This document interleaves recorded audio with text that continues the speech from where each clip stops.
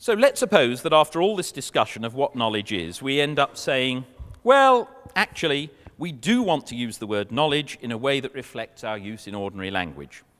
We want to allow that I can know the train is time to leave at 17:36, even though I might be dreaming. Maybe we want to allow the contextualist to apply different levels of knowledge in different circumstances. And we certainly don't want to insist that only super-rational beings who reflect on all their beliefs and justifications can know things. Quite the reverse. We want to accept that dogs and cats can know things. We're happy to say that ordinary, unreflective people can know things when there are reliable connections between their faculties and the truth, even if they can't explain what those connections are. So this naturally leads us back to externalism as an attractive account of knowledge. This enables me to claim that I do know this is a hand, even if I can't prove it, and even if I can't know that I know it. Whether I do in fact know it depends on how things stand outside my mind, the various causal links between the world and my perceptions and so forth. As long as they're working fine, then I can have knowledge, just as the dog can have knowledge. I don't have to be an expert philosopher or an expert in human perception for my perceptual faculties to operate correctly and give me knowledge. But the skeptic is still lurking in the wings. Let's suppose we accept all I've said. Suppose we accept that the word knowledge, as it's used in ordinary language, fits with this sort of externalist account, and can quite properly be used in the various loose ways I've described. That doesn't actually defeat the skeptic, because the skeptic can say, well, look, if what you say is right, if your beliefs are in fact true, then I'll accept that you know all these things in this ordinary language sense. But I still challenge you that those beliefs might be false. So even if skepticism can be answered from a God's eye, externalist point of view, God can look down and say, Millikan's faculties are working fine, so he does in fact know that there's a hand there. The question, whether they're actually true, can still be asked from the internal perspective. I can't necessarily know that I know, so I can still raise skeptical problems about things that from a God's eye point of view, I do supposedly know.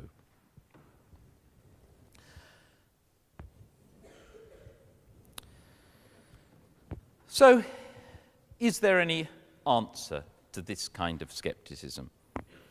Well, surprisingly perhaps, one rather prominent answer, which aims to show that we can be confident of some of our basic perceptual beliefs, has come from the direction of the analysis of ordinary language.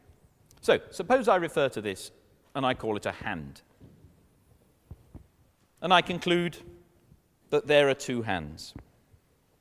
Are they really? Are they really hands?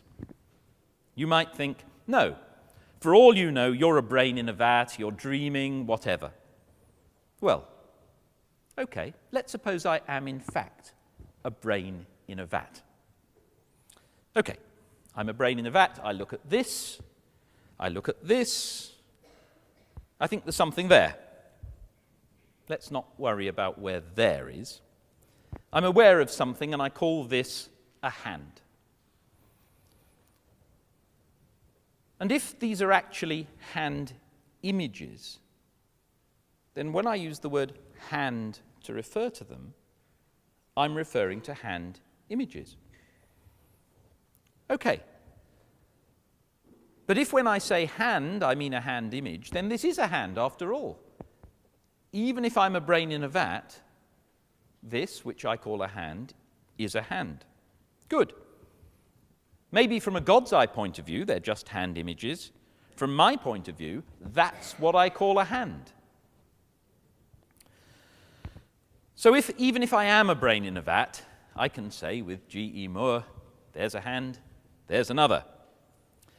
If the meaning of hand is determined by what we're actually referring to, it looks like the skeptic can be defeated. Or at least, I need not worry about whether this is really a hand. This must be a hand because that's what I mean by hand. And that's the kind of approach that Putnam suggests. Now, you might well think that's a little bit too quick. It's not really a very satisfactory answer to the skeptic. And I think that worry's right. Here's how I might spell it out. When I look at this thing, I think there's an object there which is actually moving in space, and whose movement is systematically correlated with my perception, in such a way that my perceptions give a directly reliable indicator of where it is. I have an idea of the sort of causal interaction which is responsible for these perceptions, in terms of light shining on my hand, bouncing off, I see it with my eyes, and so forth. And that's a very different picture from the picture of some mad scientist manipulating electrodes or running some computer program, which is bringing it about that my perceptions correlate as though there were an object there. So maybe I can make some sense of a God's eye point of view from which it would turn out that what I call a hand is really nothing like what I take to be a hand. In that case, the Putnam approach can be challenged. It won't follow that when I say, there's a hand, I can be utterly sure that that's true, if what's really there is nothing that bears any systematic correlation to what I'm perceiving, except through the manipulation of some mad scientist. And there's another problem with Putnam's approach. Let's step back from the vat for a moment and return me to real life. Okay, I know what a hand is. There's a hand. I'm walking along in Oxford one day on my way to a lecture, and I get kidnapped and envatted. Some mad scientist extracts my brain and puts it in a vat. I forget about all this, of course. I'm given the illusion of coming to a lecture. I look at this and I say, here's a hand. But actually, it's just a hand image. And now it looks like Putnam's approach isn't going to work, because I learnt the use of the word hand by referring to real hands. So when I say hand, I mean a real hand. I don't mean a hand image, in which case I can raise the skeptical worry. Maybe this isn't a real hand. Maybe I am a brain in a vat. So, needless to say, the bogey of skepticism comes back, as indeed it usually does. There's no magic bullet to defeat the skeptic, and at least Putnam hasn't given us one. Finally, I want to go back to induction. The Putnam approach might lead you to the following thought, leaving aside the worry about being kidnapped and envatted. Suppose we worried that our whole life is lived in a vat or in the Matrix or something like that. It's tempting to think, well, suppose I am a brain in a vat.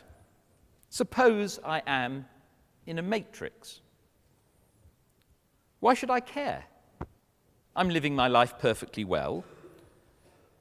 Maybe it is in the matrix, but that doesn't stop me enjoying the things that I enjoy, doesn't stop me getting satisfaction from the company of matrix people, eating nice matrix food, or whatever. You might, however, wonder where this leaves issues about moral obligation to those matrix people, but let's put that to one side. All these matrix things, they may not be real, but they bring me the same pleasure, so why worry about it? Why not just go on as before, even if I am a brain in a vat, even if I am living in a matrix? Now, seen like this, vertical skepticism, that is worrying about inference from one level, the level of perception, to some deeper level, the level of objects, can seem not so worrying after all. And there's a contrast here with horizontal skepticism, the kind of skepticism that you get in the problem of induction. And that will remain even if you're happy with living in the matrix or as a brain in a vat. Everything so far might have gone on fine, but how can I be confident that it will carry on going on fine? This problem, the problem of induction, arises whether I'm in the real world or in a matrix or a brain in a vat. So there's a sense in which horizontal scepticism, that is, scepticism about inferring more of the same, though it seems less radical, is actually potentially more worrying than vertical scepticism. And this gives me an excuse, having gone back to human induction, to look at the kind of response that he gave and is commonly given now to these kinds of skeptical worries. And that is to focus on the ethics of belief. What should we believe? Descartes started out his skepticism saying that he shouldn't believe anything that is less than certain. The message of all the discussion about skepticism is that if we do determine ourselves not to believe anything that is less than certain, we might end up believing virtually nothing at all. But is that possible? Are we able to believe nothing at all? And should we even go along with it? Why should we condemn ourselves to believing nothing that is less than certain? Well, I think most philosophers would agree with Hume that suspension of all belief is just impossible for us. The way we're made, we just cannot help believing certain things. And it's probably a good thing that we're made that way, because if we weren't, then we'd be in serious trouble. Notice also that this approach goes well with contemporary externalism. The thought is that we shouldn't aim for all our beliefs to be such that we can justify them internally. We shouldn't expect to be able to work out internally the justification for everything we believe.